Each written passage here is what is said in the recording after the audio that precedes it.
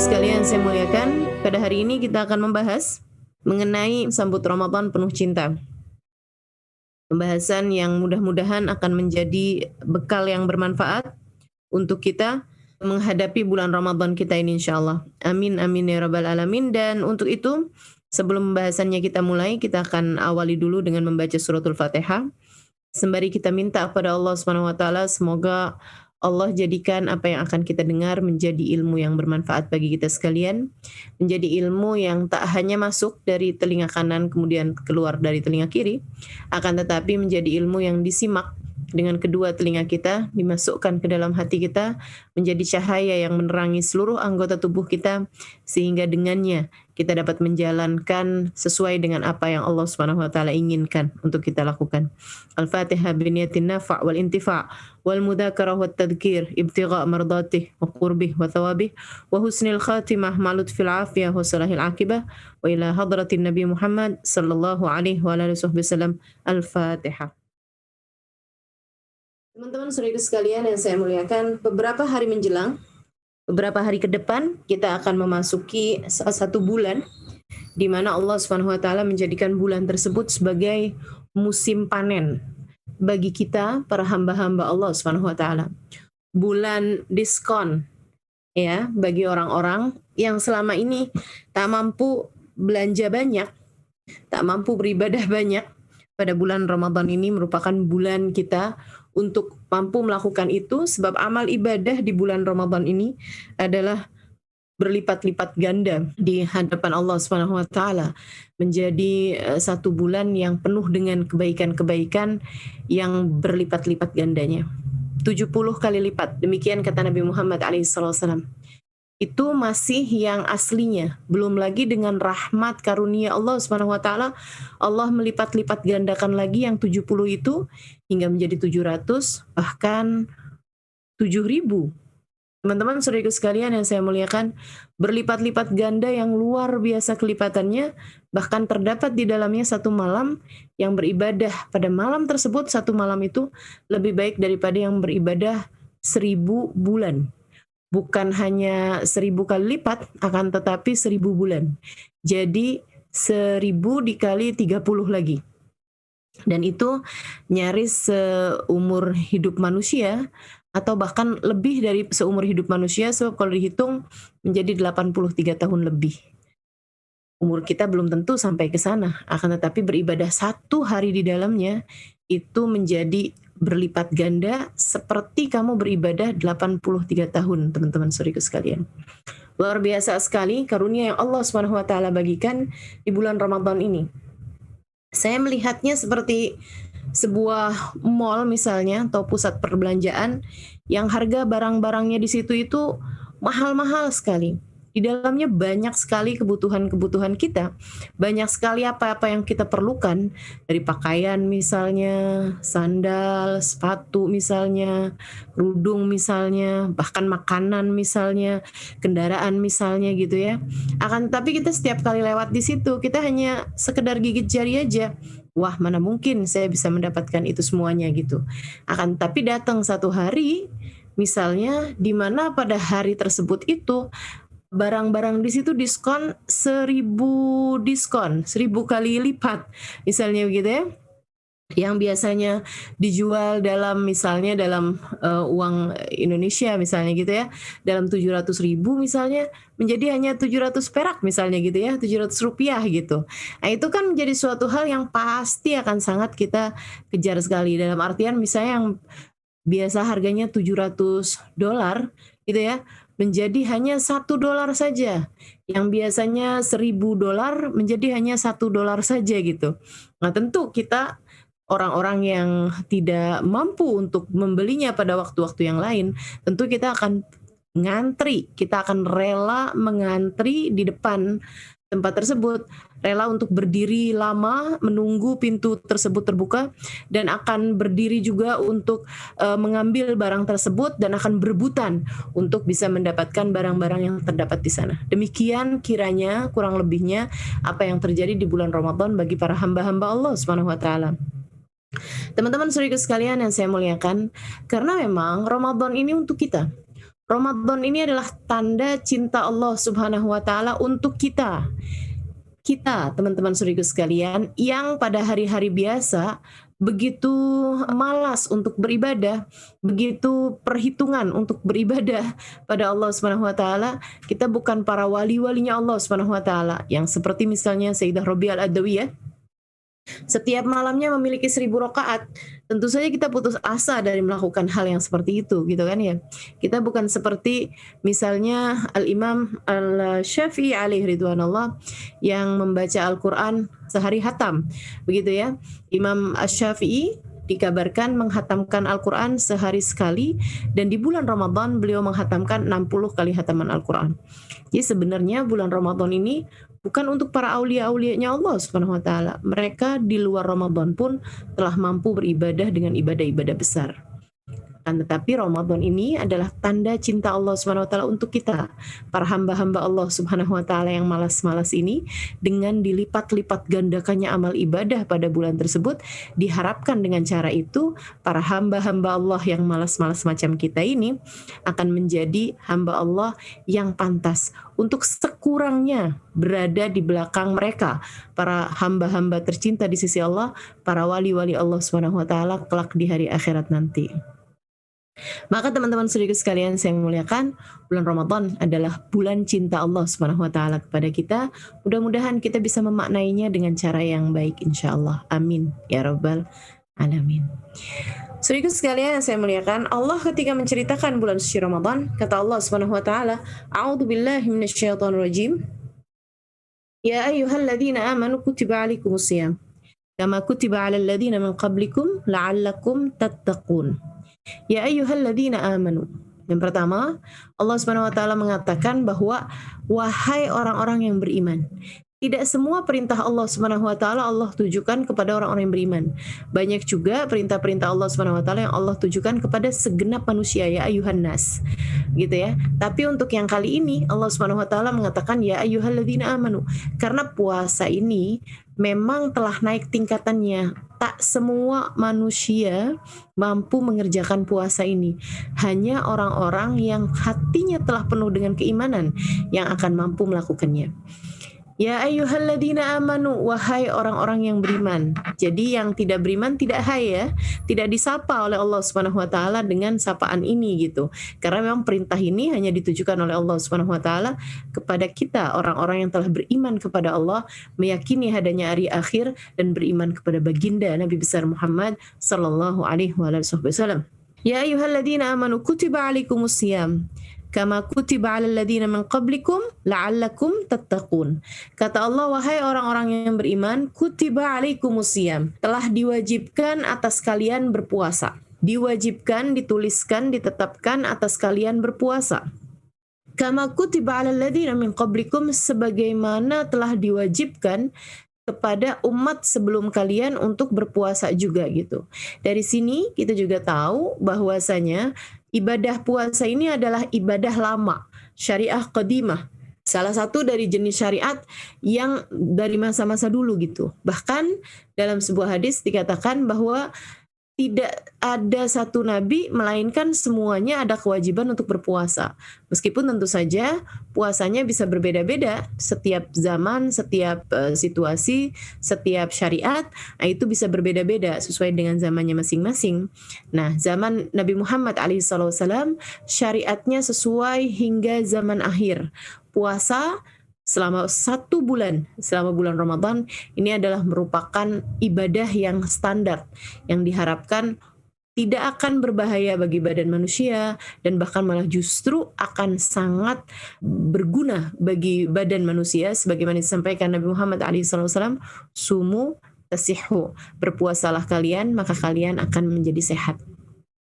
Saudaraku sekalian yang saya muliakan, jadi kewajiban syariat ini memang telah diwajibkan juga pada umat-umat yang terdahulu. Maksudnya semua umat yang terdahulu, dari umat zamannya Nabi Adam misalnya, yang umatnya semuanya adalah anak cucu beliau, hingga kemudian di zamannya Nabi Nuh, di zamannya Nabi Ibrahim, zamannya Nabi Musa, sampai kepada zamannya Nabi Zakaria, Nabi Yahya, sampai pada zamannya Nabi Isa alaihissalam, semua dari para nabi-nabi ini pun juga mendapatkan kewajiban berpuasa sesuai dengan zaman mereka masing-masing, sesuai dengan umat mereka masing-masing. Nah, kenapa semua nabi-nabi juga mendapatkan syariat berpuasa? Karena memang puasa itu adalah jenis ibadah tarkiyah. Ibadah itu ada dua, teman-teman. Ada ibadah fi'liyah, ada ibadah tarkiyah.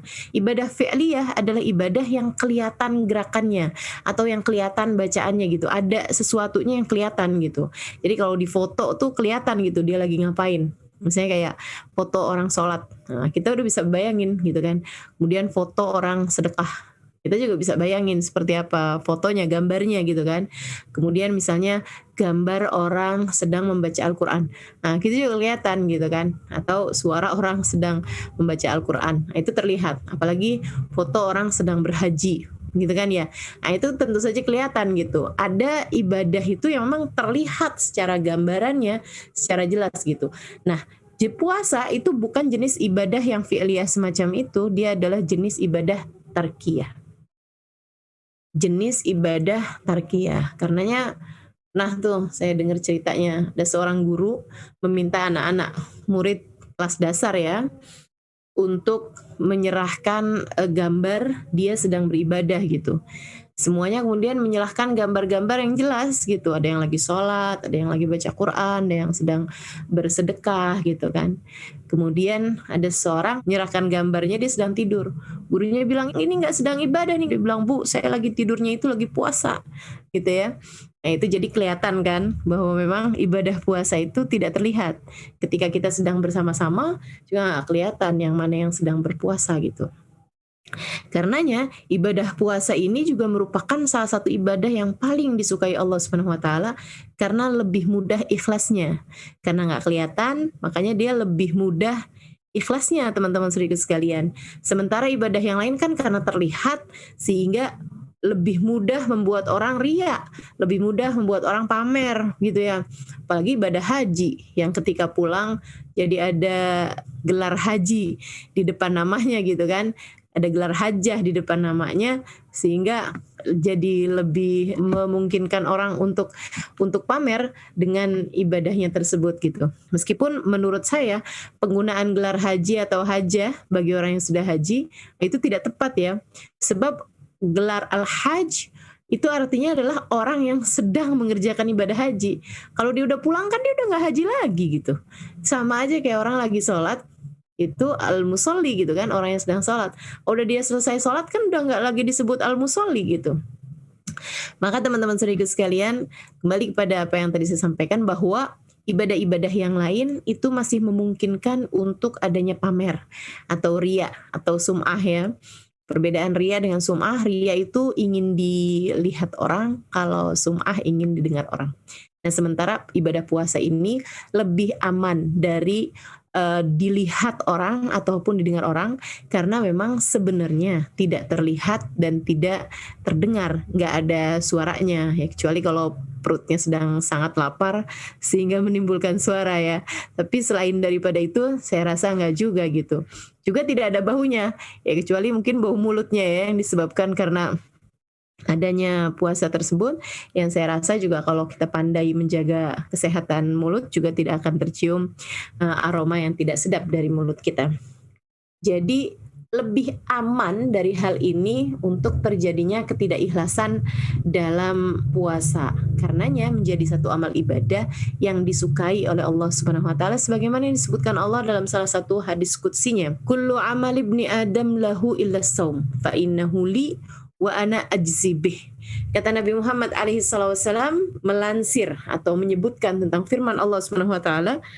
Nabi Muhammad bercerita bahwasanya Allah Subhanahu wa taala berfirman, kullu amal ibni Adam lahu. Semua amal ibadah anak manusia itu adalah untuk dirinya sendiri. Semua amal ibadah seorang hamba untuk dirinya sendiri illa shaum, kecuali puasa. Fa innahu li. Kata Allah, puasa itu adalah untukku, wa ana ajzibih, akulah sendiri yang akan memberikan balasannya. Akulah sendiri yang akan memberikan balasannya. Sehingga membuat bahkan para malaikat-malaikat pun itu tidak tahu berapa pahala puasa masing-masing dari kita, teman-teman saudara sekalian. Habib Umar bin Hafid, guru kita semuanya, beliau pernah mengatakan bahwasanya para malaikat itu, malaikat raqib yang mencatat amal kebaikan, malaikat atid yang mencatat perbuatan buruk seseorang, malaikat raqib itu, teman-teman saudara sekalian, ketika mencatat sebuah amal ibadah, itu lengkap dengan pencatatan pahalanya gitu. Misalnya baca Al-Quran, kalau khusyuk berapa, kalau nggak khusyuk berapa, itu semuanya tuh ada lengkap gitu pahalanya. Kalau tadabbur berapa, kalau nggak tadabbur berapa, gitu kan ya. Itu semuanya akan ditulis lengkap oleh para malaikat-malaikat, kecuali puasa. Yang puasa itu mereka hanya mencatatkan Halimah puasa, dah gitu aja gitu. Enggak mencatatkan nilai puasanya berapa. Karena yang disebutkan oleh Nabi Muhammad dalam hadis qudsi tadi yang saya sampaikan ya, fa innahu li, kata Allah. Puasa itu adalah untukku. Udah, bahkan malaikat pun hanya menulis puasa gitu aja, tidak menuliskan berapa pahalanya, karena wa ana ajzibih, akulah sendiri yang akan memberikan balasannya. Aku sendiri yang akan menjadi hakim, berapa yang aku putuskan nilai pahalanya nih layaknya dihargai berapa nih puasanya nih. Puasa hari ini nih layaknya dihargai berapa nilainya, itu Allah sendiri yang melakukannya, teman-teman saudaraku sekalian. Jadi semacam gini nih, kalau kamu punya atasan, punya bos, misalnya gitu ya, satu hari dia akan datang ke rumah kamu, teman-teman sekalian. Kemudian dia udah kasih tahu gitu, bahwa saya ingin kamu membuatkan untuk saya donat, misalnya gitu. Hari itu tentu saja tidak hanya donat yang kamu buat, kamu juga buat ada nasi, kamu juga buat ada kerupuk, kamu juga buat ada keripik juga, kamu akan suguhkan telur misalnya, kamu akan suguhkan kue-kue yang lain-lain juga, kamu akan suguhkan buah, salad, dan lain sebagainya, kamu akan suguhkan aneka ragam minuman untuk memuliakan bos kamu ini, atau majikan kamu ini ya, orang yang sangat-sangat kamu hormati ini gitu, atasan kamu ini. Nah teman-teman saudara sekalian, dia karena memang sudah bilang bahwasanya dia paling suka donat misalnya, ketika sampai di rumah kamu tersebut, dia hanya mengambil donatnya, kemudian mengatakan kepada semua orang-orang yang dia bawa serta juga dalam rombongan, kalian boleh makan yang lain, aku hanya akan mengambil donatnya. Nah kalau kamu udah tahu kebiasaan dia hanya mengambil donat, tentu kamu akan membuat donat di kunjungan yang lainnya, kunjungan dia yang lainnya akan membuatnya sebaik-baik donat, teman-teman.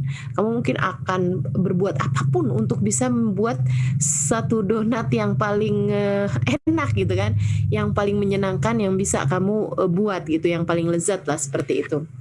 Demikian pula dengan Allah Subhanahu wa taala, ketika Allah Subhanahu wa taala mengatakan illa shaum fa innahu li wa ana ajzibih. Semua amal ibadah manusia untuk dia sendiri kecuali puasa. Puasa mereka untukku, akulah sendiri yang akan memberikan balasannya. Jadi dari semua amal ibadah kita nih teman-teman saudaraku sekalian, yang akan diambil oleh Allah Subhanahu wa taala dari ibadah kita adalah puasa kita. Adalah puasa kita, wa ana ajzibih, Allah sendiri yang akan memberikan penilaiannya, Allah sendiri yang akan menjadi jurinya, Allah Subhanahu wa taala sendiri yang akan menjadi hakimnya, Allah yang akan memutuskan mana yang diterima, mana yang ditolak. Allah Subhanahu wa taala sendiri yang akan memutuskan yang diterima itu dapatnya nilainya mumtaz, dapat nilainya yang istimewa misalnya, atau yang hanya sekedar asal diterima aja misalnya gitu, atau yang memang benar-benar bagus atau yang tidak bagus. Nah itu subhanallah, Allah langsung yang akan memberikan penilaiannya, teman-teman saudara sekalian. Karenanya puasa ini bukan sesuatu hal yang main-main. Kita harus sambut puasa ini dengan penuh cinta, karena ini adalah hubungan langsung antara kita dengan Allah Subhanahu wa taala. Ramadan kita, mari kita sambut dengan penuh sukacita, dengan penuh rasa cinta kepada Allah Subhanahu wa taala, karena Allah sendirilah yang akan menilai puasa kita, teman-teman teman-teman, yang akan menilai Ramadan kita, teman-teman. Semoga Allah Subhanahu wa taala menjadikan kita hamba-hambanya yang salehah, yang layak untuk diterima di sisi Allah Subhanahu wa taala, dan menjadikan kita layak untuk mendapatkan semua, berhak untuk mendapatkan semua yang dijanjikan oleh Allah Subhanahu wa taala pada bulan suci Ramadan. Insyaallah. Amin ya rabbal alamin. Kata Allah Subhanahu wa taala, ya ayyuhalladzina amanu kutiba alaikumusiyam kama kutiba alal ladzina min qablikum. Kemudian la'allakum tattaqun. Teman-teman saudaraku sekalian, kalau kita benar menjalankan puasa kita, maka predikat tattaqun, predikat kalian akan menjadi hamba Allah yang bertakwa. Kalian akan keluar dengan sertifikat sebagai seseorang yang bertakwa di mata Allah Subhanahu wa taala. Yang mana kalau kita membaca Al-Qur'an, ada banyak sekali ayat-ayat yang Allah Subhanahu wa taala selalu mengatakannya sebagai uiddat lil muttaqin. Ini dijanjikan hanya untuk orang-orang yang bertakwa. Yang ini untuk orang-orang yang bertakwa. Allah Subhanahu wa taala banyak sekali menjanjikan banyak hal untuk hamba-hambanya yang bertakwa. Ini salah satunya kita nih bisa menjadi hamba Allah yang bertakwa kalau kita menjalankan ibadah puasa dengan benar. Ibadah puasa yang benar itu yang bagaimana? Yuk kita pelajari teman-teman sedikit sekalian. Yang pertama yang harus kita pelajari, yang harus kita benahi dalam puasa Ramadan kita adalah puasanya. Ramadan yang harus kita benahi, yang nomor satu adalah puasanya. Sebab Nabi Muhammad mengatakan, ini ya, ada banyak donat-donat yang tertolak, ada banyak jamuan-jamuan yang dipersembahkan kepada Allah dan Allah menolaknya begitu saja. Kata Nabi Muhammad alaihissalam, kam min saim laisa min siyamihi illal ju' wal atash. Dalam satu riwayat illal ju' wal dhama. Berapa banyak orang berpuasa tidak mendapatkan apa-apa dari puasanya illal ju' wal atash, kecuali hanya sekedar rasa lapar dan haus belaka.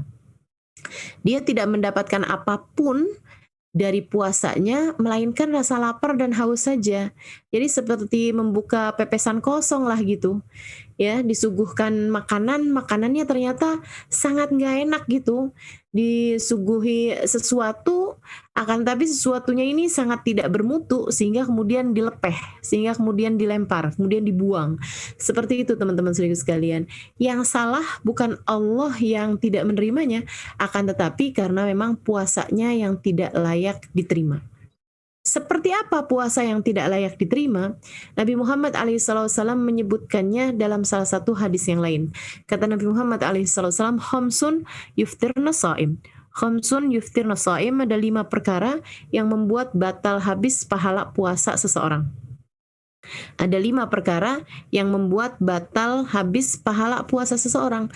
Seperti puasa ini kalau saya gambarkan seperti sebuah balon. Saudaraku sekalian, dari pagi kamu berpuasa itu seperti sedang meniup sebuah balon, tambah besar, tambah besar, tambah besar, tambah besar, tambah besar, sampai di akhir hari ya, menjelang malam, yaitu waktunya maghrib, kamu sudah membuat satu balon yang begitu besar.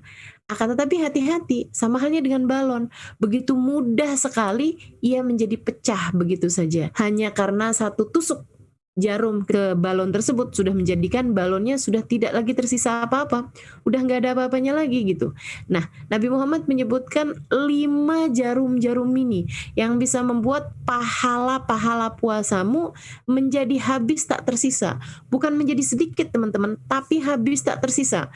Bahkan para ulama menyebutnya, salah satunya Imam Abu Hanifah, menjadikan puasanya itu batal dari asalnya sehingga harus diqadha. Akan tetapi para ulama Syafi'iyah sebagaimana ulama-ulama yang lain selain Imam Abu Hanifah menyampaikan hanya batal pahala puasanya. Yang dalam artian puasanya menjadi tidak punya pahala apa-apa, akan tetapi tidak wajib diqadha gitu. Dia sudah menjalankan kewajibannya sebagai seorang muslimah meskipun tidak ada nilai pahala puasanya. Nah itu kalau dipikir-pikir buat apa ya puasanya kalau nggak ada nilai pahalanya. Mudah-mudahan Allah jauhkan kita dari jenis puasa yang seperti ini insya Allah. Menjadikan puasanya laisa min siyamihi illal ju' wal atash. Nggak dapat apa-apa dari pahala puasanya kecuali hanya sekedar lapar dan haus belaka. Puasa yang bagaimana itu? Nabi Muhammad menyebutkan khamsun yuftirna sha'im, 5 perkara membuat batal habis pahala puasa seseorang. 4 sebabnya dari lisan, 1 sebabnya dari mata. ya.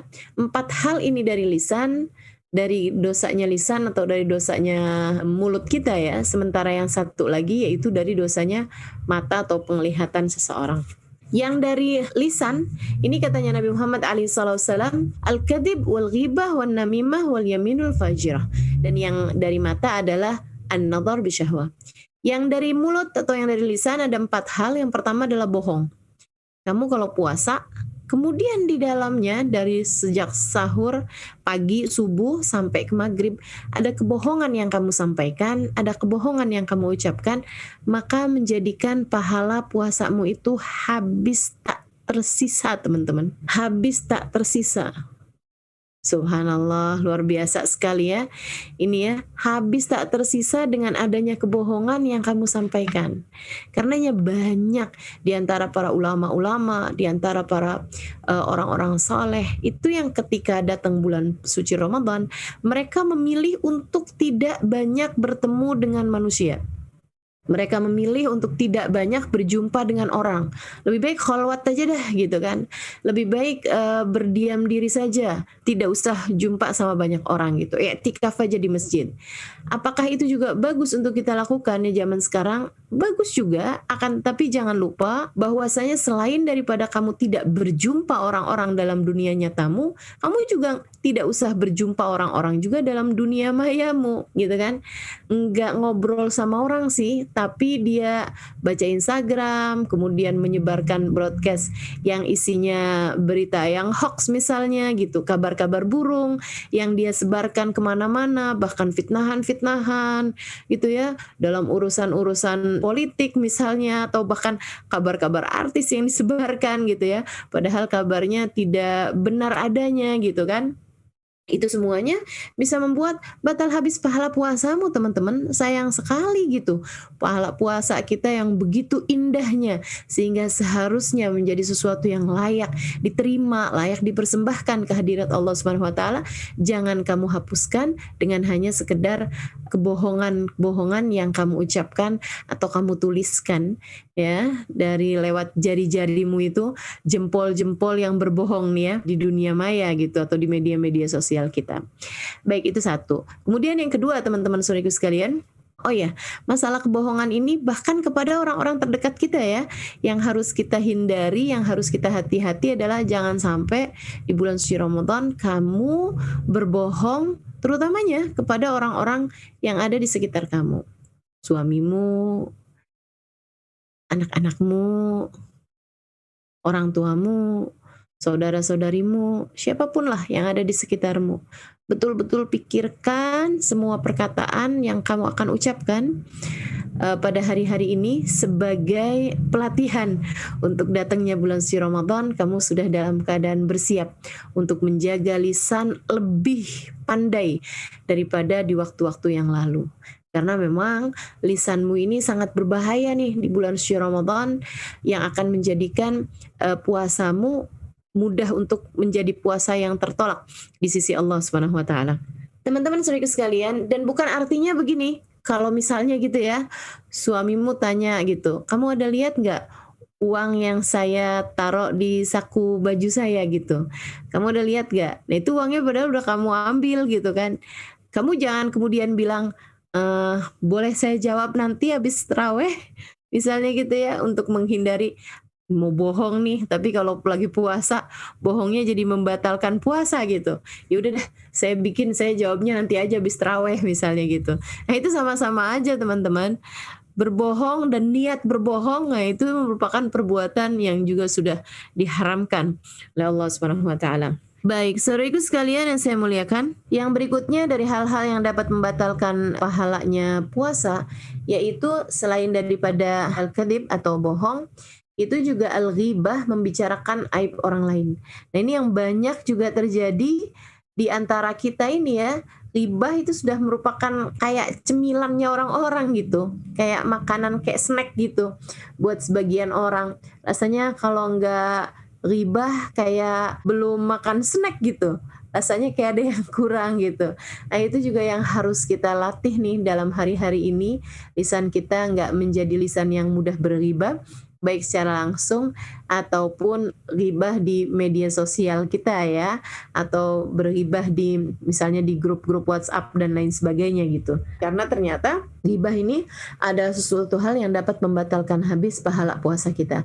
Dan itu pernah ditunjukkan di masa hidupnya baginda kita Nabi besar Muhammad alaihissalam dalam sebuah kisah yang diriwayatkan dalam sebuah hadis, dan saya berulang kali mendengarnya dari guru saya Al Habib Umar bin Hafid mengenai kisah ini. Katanya Nabi Muhammad alaihissalam, kata beliau, Nabi Muhammad pernah memerintahkan para sahabatnya untuk berpuasa dan tidak memperbolehkan mereka berbuka kecuali dengan izin beliau. Maka pada saat datang waktunya maghrib, jelang maghrib, para sahabat-sahabat mengantri ya, atau dalam bahasa Arab tobur gitu ya, untuk bisa mendapatkan izin berbuka dari Nabi kita Muhammad alaihissalam. Mereka berurutan bergantian mengatakan kepada Nabi, Nabi berdiri di depan pintu rumah beliau dan para sahabat mengantri untuk mengatakan kepada Nabi Muhammad, Rasul, apakah saya dan keluarga boleh berbuka? Nabi Muhammad mengatakan silahkan. Rasulullah, apakah saya boleh berbuka? Iya silahkan. Rasul, saya mau berbuka, silahkan. Saya dan semua keluarga boleh berbuka, Rasul, silahkan. Semuanya mendapatkan izin kecuali ada 2 orang perempuan ya. Ada 2 orang perempuan yang tidak mendapatkan izin Nabi Muhammad alaihissalam untuk berbuka gitu. Sampai semua orang sudah pulang ke rumahnya dan semuanya sudah berbuka, 2 orang ini aja yang masih berada di depan pintu rumah Nabi Muhammad alaihissalam karena mereka belum mendapatkan izin untuk berbuka. Mereka kemudian mau masuk juga enggak enak gitu, mau ngomong langsung Nabi masuk ke dalam rumah gitu, mereka juga beradab. Jadi mereka hanya nunggu aja sampai ada seorang laki-laki yang mereka berdua lihat mau masuk ke dalam rumah, mereka pun bilang gitu, tolong dong sampaikan kepada Nabi kami ini boleh berbuka apa enggak gitu. Yang lain-lain udah pada buka semua nih, kami tinggal berdua aja. Kami sudah sangat kelaparan sekarang ini gitu. Laki-laki tersebut masuk kemudian berkata kepada Nabi Muhammad, ya Rasulullah, inna mra'atani tahtal bab tasta'dinani laki an taftura. Wahai Rasul, ada 2 orang perempuan di depan pintu rumahmu, mereka meminta izin kepadamu untuk berbuka. Apakah mereka boleh berbuka wahai Rasul? Nabi Muhammad malah mengatakan, kata Nabi Muhammad, hatil wi'a, ambilkan tempat, kayak semacam ambilkan wadah ya, semacam baskom, semacam ember, semacam baldi lah kalau di Malaysia gitu. Nabi Muhammad kemudian berkata kepada mereka, maksudnya tempat yang biasa digunakan untuk meletakkan air gitu kan. Nabi Muhammad mengatakan kepada laki-laki tersebut sesudah dia mendapatkan baskomnya tadi ini ya, mendapatkan ember atau baldinya tadi ini, Nabi kemudian berkata, murhuma antatagaya fi hadal wi'a, suruh 2 orang perempuan ini untuk muntah di tempat ini. Maka laki-laki ini meskipun dia merasa aneh dengan perintah Nabi Muhammad, dia pun membawa tempat tersebut itu kepada 2 orang perempuan ini. Dia berkata, nih sama Nabi kamu berdua disuruh muntah, ya, disuruh tumpah. Dia kemudian bilang, bagaimana kami akan tumpah, bagaimana kami akan muntah di tempat ini, sementara kami ini nggak makan apa-apa sepanjang hari gitu. Kami minta izin untuk masuknya makanan, Nabi malah menyuruh kami untuk mengeluarkan makanan gitu. Bagaimana mungkin kami melakukannya? Katanya laki-laki tersebut, saya tidak mengerti, akan tetapi semua perintah Nabi wajib bagi kita untuk melakukannya. Dah, kamu kerjain aja. 1 orang perempuan kemudian membungkukkan badannya ke arah tempat tadi ini ya, wadah tadi ini, dan memuntahkan apa yang ada di dalamnya, dan subhanallah, teman-teman sekalian, dia pun kemudian seperti habis makan daging busuk gitu. Kayak habis makan daging yang memang sudah sangat busuk sekali, lengkap dengan ya semacam nanah-nanahnya begitu ya, semacam busuk-busuknya daging itulah gitu. Kemudian yang satu lagi juga melakukan hal yang sama dan keluar yang sama juga gitu. Dia dengan menutup hidungnya, dia membawa tempat ini ke hadapan Nabi Muhammad alaihissalam yang kemudian segera berkata, innahuma samata ma halallahu lahuma wa aftarata bima yahrumullah alaihima. Innahuma samata bima ahallallahu lahuma wa aftarata bima yahrumullah alaihima. Sesungguhnya kedua orang perempuan ini berpuasa tidak mau makan sesuatu yang halal buat keduanya, akan tetapi mereka membatalkan puasanya dengan memakan yang haram bagi keduanya. Kita ini kalau puasa kan nggak mau minum kopi, padahal kopi halal buat kita. Kita nggak mau makan nasi uduk misalnya, nasi lemak misalnya begitu kan ya. Karena kan kita sedang berpuasa. Nasi lemak sejatinya hukumnya halal buat kita. Yang halal-halal kita tinggalkan karena memang kita diperintahkan untuk tidak makan, tidak minum selama berpuasa. Kata Nabi Muhammad, tapi kedua perempuan tersebut telah membatalkan puasanya dengan makan makanan yang haram buat mereka. Makan apa? Makan bangkai. Kenapa bisa makan bangkai? Jalasat ihdahuma indal ukhra faktabata. Yang satu duduk-duduk bersama dengan yang lain, kemudian dua orang ini membicarakan aib seseorang, membicarakan aib kawannya. Dua orang ini membicarakan aib saudaranya sendiri, dan Allah Subhanahu wa taala telah mengatakan dalam Al-Qur'an, "Fala yaghtab ba'dukum ba'dha ayuhibbu ahadukum an ya'kula lahma akhihi maitan fakarihtumu." Janganlah seseorang di antara kalian membicarakan aib orang lain, itu sama saja seperti memakan bangkai daging saudara kalian sendiri dalam keadaan bangkai, dalam keadaan sudah mati gitu. Seperti memakan daging saudaranya sendiri dalam keadaan sudah mati, sudah bangkai gitu.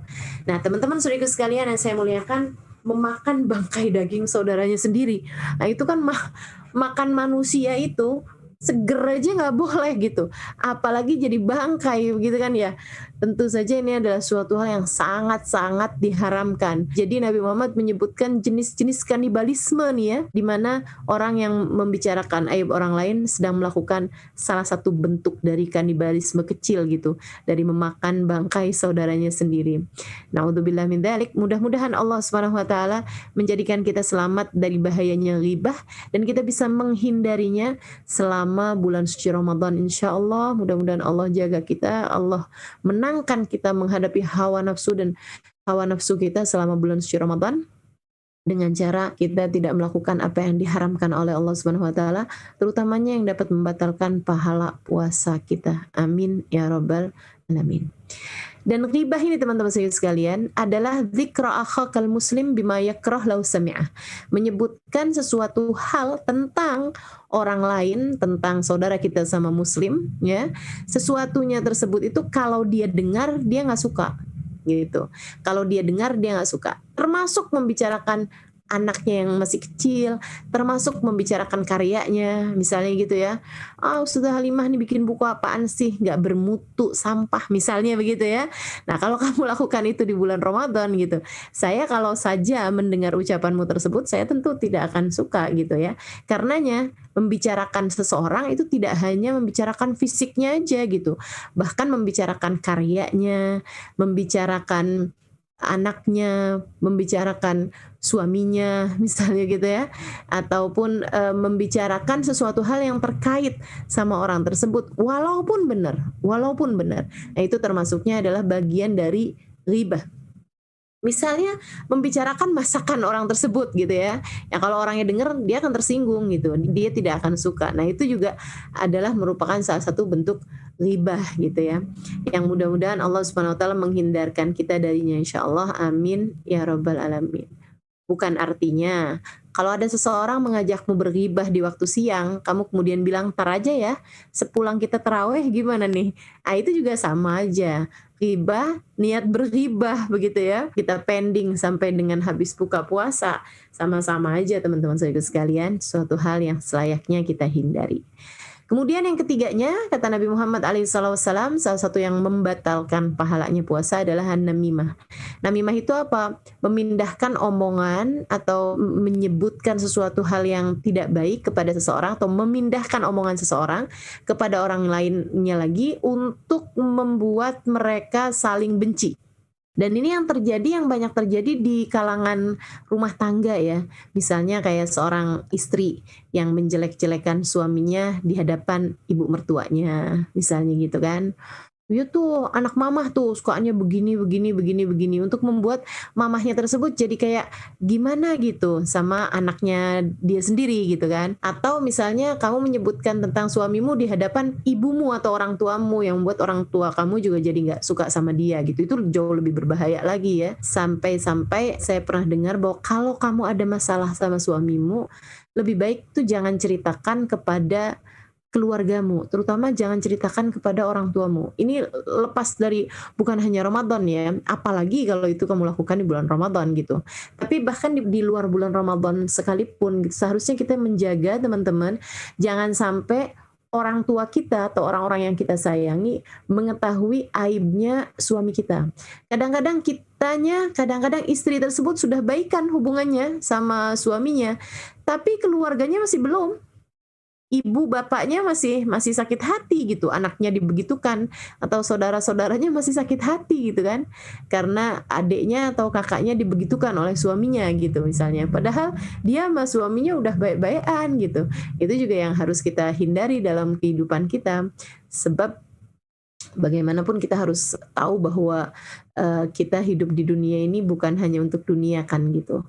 Ada masa kehidupan panjang sesudahnya di hari akhirat nanti yang semua kebaikan ataupun keburukan di sana bergantung dari bagaimana kita menjalani kehidupan kita di dunia sekarang ini. Maka harus lebih hati-hatilah kalau mau berbuat apapun, kalau mau ngomong apapun, mudah-mudahan Allah jaga lisan-lisan kita semua insya Allah. Dan yang keempatnya atau yang terakhir dari bahayanya lisan ya yang dapat membatalkan pahala puasa adalah al-yaminul fajirah, sumpah palsu. Ya, bersumpah tapi dengan sumpah yang palsu gitu.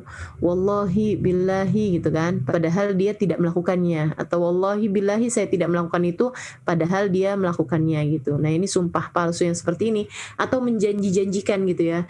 Demi Allah kalau kamu puasanya penuh nak sampai dengan akhir bulan, nanti mama akan belikan kamu sepeda motor misalnya gitu ya. Nah, padahal kamu dalam hati juga udah tahu kalau kamu nggak akan beliin itu gitu misalnya. Nah, itu juga merupakan sumpah palsu yang al-ghamush, Nabi Muhammad SAW menyebutnya sebagai sesuatu hal yang bisa menjerumuskan, yang bisa menenggelamkan seseorang ke dalam murka Allah Subhanahu wa taala. Na'udzubillah min dzalik. Kemudian yang satu yang disebutkan Nabi sebagai yang dapat membatalkan pahalanya puasa, yaitu bahayanya mata, yaitu an-nadhar bi syahwah, melihat dengan syahwat. Nah, melihat dengan syahwat itu baik secara langsung dengan ya orang nyebutnya sekarang cuci mata, padahal itu sebenarnya mengotori mata ya. Cuci mata, saya mau pergi ke mall misalnya gitu ya, lihat-lihat yang lucu-lucu. Kalau yang kamu maksud dengan lihat yang lucu-lucu adalah tas misalnya gitu, atau apalah gitu kan, itu suatu hal yang lain. Tapi kalau yang kau maksudkan adalah memandang laki-laki yang bukan mahrammu dengan pandangan rasa suka gitu, nah itu yang dapat membuat pahala puasamu jadi habis, baik itu secara langsung seperti yang tadi saya ceritakan ataupun secara tidak langsung seperti di zaman sekarang ini ya, melihat di layar televisi misalnya, atau di layar komputer, di layar handphone dan seterusnya gitu. Itu semuanya, ataupun di majalah misalnya atau di buku dan seterusnya. Nah, itu juga merupakan hal-hal yang dapat membatalkan pahala puasa kita, bahkan kepada yang halal.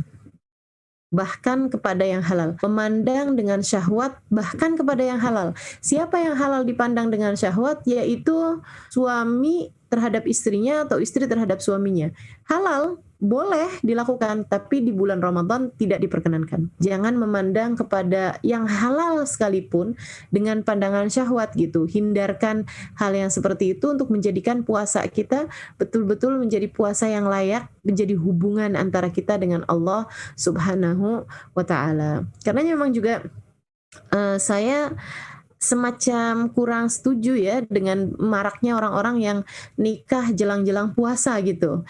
Nah, bukan berarti nggak setuju bagaimana gitu, cuman dia harus lebih mampu menjaga puasanya sih, karena kan jadi lebih berat aja gitu.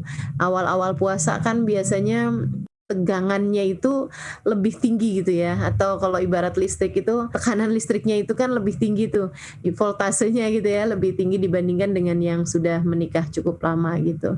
Nah, mudah-mudahan para pengantin-pengantin baru kita lebih mampu menjaga keharmonisan rumah tangganya insya Allah, meskipun menikah sebelum Ramadan gitu, jelang-jelang Ramadan. Nah, itu bisa menggantinya dengan waktu malam boleh-boleh aja sih, yang penting siangnya itu harus benar-benar terjaga gitu.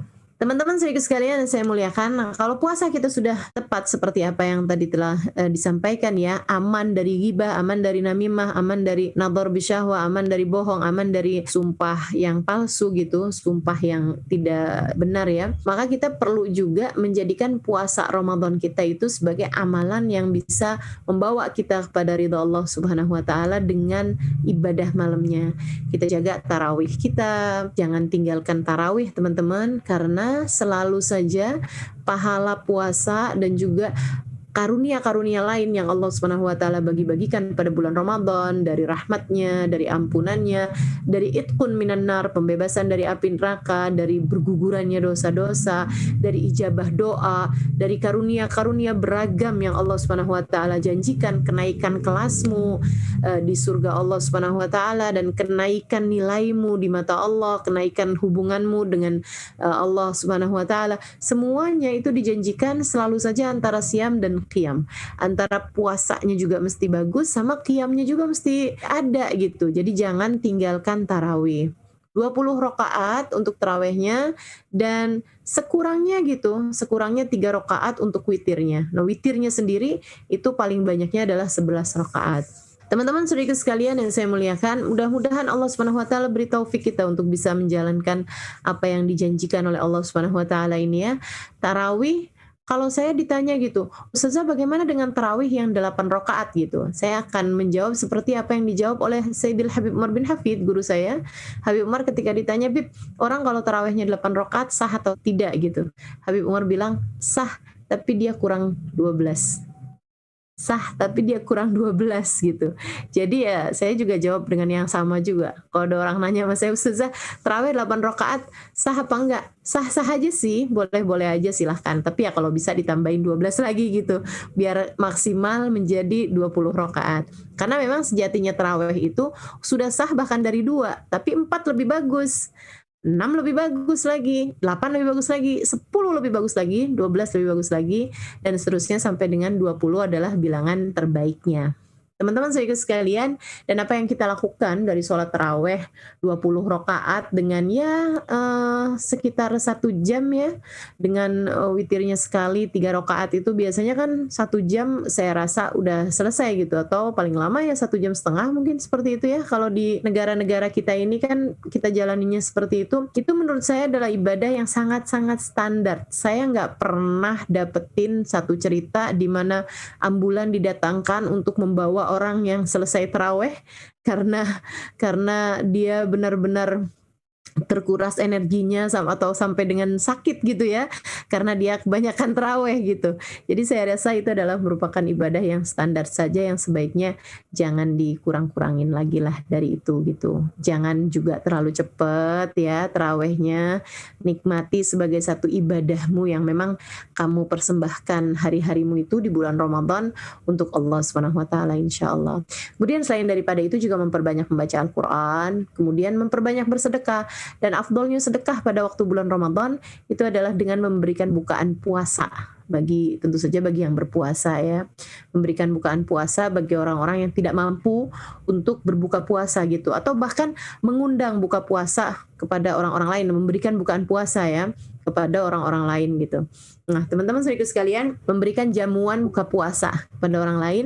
Nabi Muhammad SAW menyebutkan mengenai hal ini, man aftara sha'iman falahu mithlu ajrih la yanqus min dzalika syai'a. Siapa yang memberikan bukaan puasa bagi orang yang berpuasa, maka dia mendapatkan pahala yang sama dari orang yang berpuasa tersebut tanpa berkurang sedikit pun juga. Kemudian Habib Umar juga mengatakan mengenai sedekah di bulan Ramadan, beliau mengatakan lebih baik kamu bersedekah secara terus-menerus selama bulan suci Ramadan. Walaupun sedikit, daripada kamu bersedekah sekali sedekah banyak tapi hanya 1 atau 2 kali aja selama bulan suci Ramadan. Gitu ya. Jadi lebih baik kita bersedekah walaupun sedikit-sedikit gitu setiap harinya. Itu lebih baik daripada kalau kita bersedekah hanya sekali 2 kali aja selama bulan suci Ramadan. Kenapa? Karena bulan suci Ramadan itu menjanjikan banyak karunia yang kita nggak pernah tahu kapan waktunya turun. Hari-hari kapan yang waktunya turun, bisa macam-macam gitu. Ibarat hujan, bulan Ramadan itu adalah bulan yang dituruni hujan rahmatnya Allah Subhanahu wa taala yang sangat banyak, kadang gerimis, kadang deras. Nah, kita nggak pernah tahu yang kapan derasnya, kapan banyaknya gitu. Hujan-hujan rahmat tersebut, karenanya lebih baik kita berderma atau bersedekah dari waktu yang ke waktu gitu. Setiap hari kalau bisa kita usahakan ada sedekahnya walaupun sedikit gitu. Salah satu dari ibadah lain selama bulan suci Ramadan adalah i'tikaf. Salah satu ibadah yang lain pula di bulan Ramadan adalah memperbanyak membaca Al-Quran. Dan ibadah yang lain pula di bulan Ramadan, jangan meninggalkan sahur walaupun kita kuat puasa tanpa sahur. Kemudian selain daripada itu adalah memperbanyak zikir. Dan zikiran yang paling bagus untuk kita baca di bulan suci Ramadan adalah apa yang disebutkan oleh Nabi Muhammad alaihi salatu wassalam. Ada 4 hal ya, 2 hal kata Nabi Muhammad yang Allah ridhoi. Sementara 2 hal lagi, khaslatan la ghina lakum anhuma. 2 perkara lagi yang sangat kalian perlukan. Wa amal khaslatan, adapun 2 perkara turdun bihima rabbakum yang membuat Allah ridho dari kalian, yaitu antashhad an la ilaha illallah, itu wa antastaghfiruna, yaitu bersyahadat la ilaha illallah dan juga untuk kalian beristighfar padanya. Sementara amal khaslatan alladan la ghina lakum bihi anhuma, adapun 2 perkara yang kalian sangat memerlukannya, yaitu kalian minta dimasukkan ke dalam surga dan kalian minta dihindarkan dari api neraka. Dan itu sering sekali kita dengarkan di masjid-masjid selama bulan suci Ramadan. Kebanyakannya adalah saat-saat menjelang buka. Sampai ada yang pernah nanya sama saya, "Oh, itu bukan hanya bacaan dibaca sebelum buka, Ustazah?" Enggak ya, itu sebenarnya mau siang mau malam selama bulan suci Ramadan baik untuk membaca dzikiran tersebut, yaitu asyhadu an la ilaha illallah, astaghfirullah, nas'alukal jannata wa na'udzubika minan nar gitu. Itu kita ulang-ulang selama bulan suci Ramadan. Mudah-mudahan Allah Subhanahu wa taala mengijabah. Dan Allah Subhanahu wa taala menyiapkan ada Lailatul Qadar yang berkemungkinan terjadi di salah satu malam selama bulan suci Ramadan. Di malam ganjilnya lebih mungkin daripada malam genapnya, dan di 10 malam terakhirnya lebih mungkin daripada di 20 yang awalnya gitu. Jadi kemungkinan terjadinya itu pada malam 21, 23, 25, 27 ataupun 29. Di mana pada malam tersebut seperti yang Allah ceritakan dalam Al-Qur'an, tanazzalul malaikatu, malaikat-malaikat turun rombongan demi rombongan. Duf'atan ba'da ukhra, rombongan demi rombongan para malaikat, hingga kabarnya kepak-kepak sayap mereka itu memenuhi lapisan dari bumi ke langit ini ya, dari banyaknya malaikat-malaikat yang turun pada malam tersebut. Ruh termasuk juga malaikat Jibril, bi amri rabbihim min kulli amrin salamun hiya hatta matla'il fajr. Semua ini adalah melaksanakan perintah Allah Subhanahu wa taala kepada para malaikat untuk turun pada malam tersebut untuk menyelesaikan urusan mereka. Apa urusannya? Ketika ada seorang hamba yang sedang beribadah, mereka akan mengaminkannya. Mereka akan meminta kepada Allah untuk menerima ibadahnya. Ketika mereka berdoa, mereka akan minta kepada Allah agar mengijabah doanya. Ketika ada hamba-hamba Allah yang sedang meminta hajat kepada Allah, Allah menjadikan para malaikat itu mendoakan orang tersebut. Jadi ibadahmu dimintakan ijabahnya, dimintakan diterimanya oleh jutaan malaikat, teman-teman. Dan juga doa-doamu, hajat-hajatmu diaminkan oleh jutaan malaikat-malaikatnya Allah Subhanahu wa taala. Allah Subhanahu wa taala mengatakan salamun hiya hatta matla'il fajr. Kebahagiaan, keselamatan, kedamaian sampai dengan saat fajarnya gitu ya. Karenanya Habib Umar bin Hafid mengatakan bahwa cirinya Lailatul Qadar kelihatan pada besok harinya. Maksudnya pada pagi harinya, malah justru di saat para malaikat kembali naik ke atas sehingga menghalangkan cahaya matahari sampai ke bumi. Kata beliau, itu kalau paginya cahaya buminya tuh temaram gitu. Enggak juga dibilang terang juga enggak, hujan juga enggak gitu, tapi temaram aja gitu.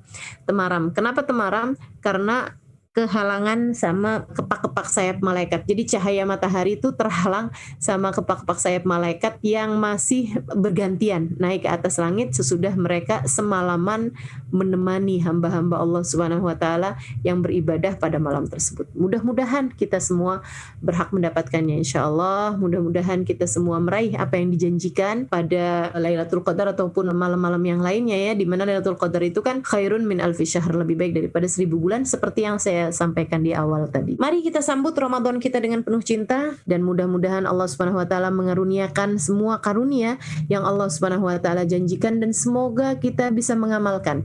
Sekali lagi yang saya sampaikan di awal, semoga ilmu yang kita dengar pada hari ini tidak hanya menjadi sesuatu yang masuk telinga kanan keluar telinga kiri gitu ya, akan tetapi menjadi ilmu yang kita simak dengan kedua telinga kita masukkan ke dalam hati kita, menjadi cahaya yang menerangi seluruh anggota tubuh kita menjalankannya sesuai dengan apa yang Allah Subhanahu wa taala mau, apa yang Allah Subhanahu wa taala inginkan insyaallah. Ala hadhihi niyyah wa bi kulli niyatin salihah jami'ah syamilah ila hadratin Nabi Muhammad sallallahu alaihi wa alihi wasallam. Al-Fatihah.